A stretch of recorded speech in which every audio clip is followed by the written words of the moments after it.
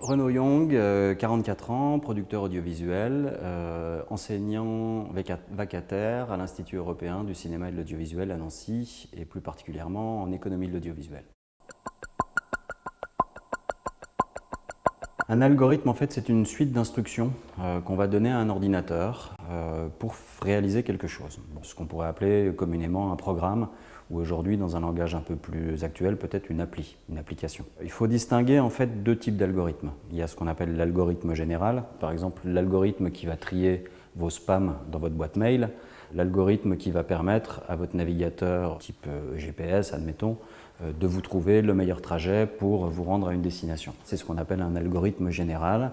On distingue par ailleurs d'un deuxième type d'algorithmes qui sont des algorithmes dits statistiques et prédictifs. Ceux-là, effectivement, ont d'autres fonctions. Ils servent plutôt à établir le comportement d'un consommateur dans la mesure où ils s'appuient effectivement sur une statistique. Une forme de plateforme sur laquelle on pourrait retrouver cette méfiance par rapport aux algorithmes, qu'on va appeler les plateformes personnalisées.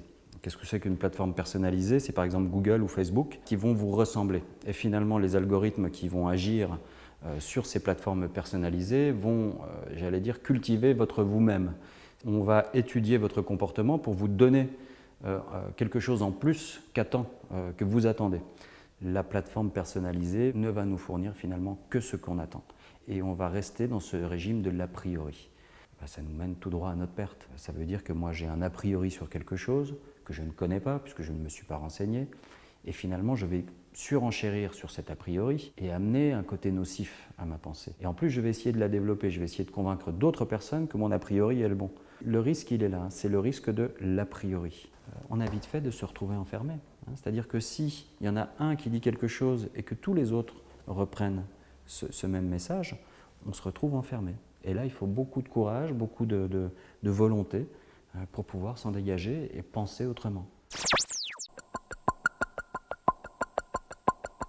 La pensée unique mène à la catastrophe. La seule solution, j'allais dire, pour ne pas être dans la pensée unique, c'est l'éducation. L'éducation devrait se faire majoritairement autour de ces deux médias, télévision et Internet. Je pense qu'il est nécessaire d'avoir une éducation à la publicité qui va finalement, j'allais dire, englober le rôle aussi des algorithmes. Dans l'état actuel de notre société occidentale, on ne coupe pas au marketing et à la publicité. Il faudrait, au même titre que d'autres pédagogies, avoir une pédagogie vis-à-vis du marketing, de la publicité, de manière à ce que chacun, vis-à-vis des messages, puisse conserver son libre arbitre. Le libre arbitre, c'est la capacité à comprendre et à réagir. C'est-à-dire qu'il faut une certaine somme de connaissances, j'allais dire, pour ensuite adapter un comportement. L'idée de l'éducation, de la scolarité en général, c'est d'émanciper les citoyens, d'en faire des acteurs de leur vie et de leur cité.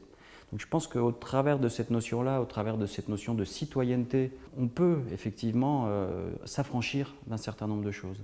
Si on s'enferme dans une éducation cadrée sur un métier, sur une fonction, sur une aptitude à faire, on s'écarte de cette émancipation intellectuelle. Le remède général des maux de notre société, qu'ils soient algorithmiques, qu'ils soient de tout type, c'est l'éducation et c'est le préalable à toute réflexion.